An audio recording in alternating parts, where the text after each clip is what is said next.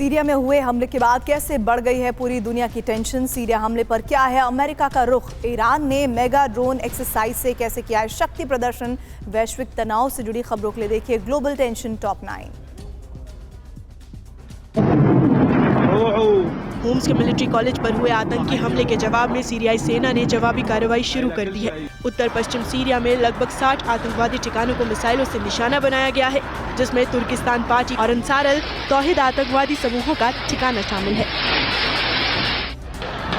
Syria के home में भीषण ड्रोन हमले को अंजाम दिया गया। हमले में 100 से ज्यादा की मौत हो गई और करीब 250 लोग घायल हो गए। यहाँ मिलिट्री कॉलेज में समारोह के दौरान ड्रोन से हमला किया गया। सीरिया के विद्रोही गुटों ने इस वारदात को अंजाम दिया। सीरिया के इदलिब में भी देर रात भीषण बमबारी हुई। बताया जा रहा है कि सीरिया की सेना ने आतंकवादियों के ठिकानों को टारगेट कर रात के समय विध्वंसक बमबारी की थी। सीरियाई आर्मी के हमले में कई आतंकवादियों के मारे जाने का दावा किया गया है। तुर्की का आरोप है कि उस पर आतंकी हमला करने वाले हमलावर सीरिया से आए थे, जिसकी वजह से तुर्की इराक और सीरिया में कुर्दिश आतंकी ठिकानों को तबाह करने में जुटा है। तुर्की में 1 अक्टूबर को संसद भवन के पास आतंकी हमला हुआ था।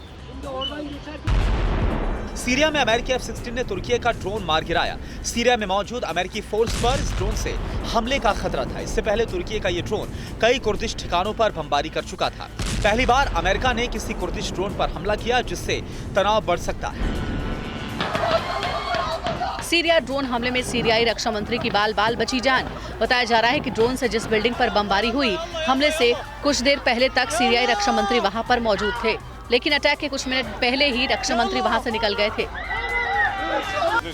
सीरिया में मिलिट्री कॉलेज पर हुए हमले पर संयुक्त राष्ट्र ने चिंता जताई है। इदलिब में सीरियाई आर्मी ने भी पलटवार करते हुए हमले किए। संयुक्त राष्ट्र को इन हमलों से सीरिया में तनाव बढ़ने की आशंका है। इन हमलों में कई लोगों की जान जा चुकी है। ईरान की मेगा ड्रोन एक्सरसाइज की तस्वीरें सामने आई हैं। ईरान के एयर स्पेस फोर्स की तरफ से ये ड्रिल की गई है। इस दौरान मुश्किल टारगेट पर अटैक किए गए। ये ड्रोन 24 घंटे तक लगातार उड़ान भरने के साथ साथ इजराइल तक वार करने में सक्षम है। पोलैंड की राजधानी वॉर्सो में एयर डिफेंस की तैनाती की गई है। वॉर्सो में पहली बार एयर डिफेंस की तैनाती हुई है। बेलारूस से तनाव के बाद पोलैंड ने ये बड़ा फैसला लिया है। दरअसल पोलैंड बेलारूस बॉर्डर पर तनाव चरम पर है। पोलैंड को बेलारूस के हमले का डर है।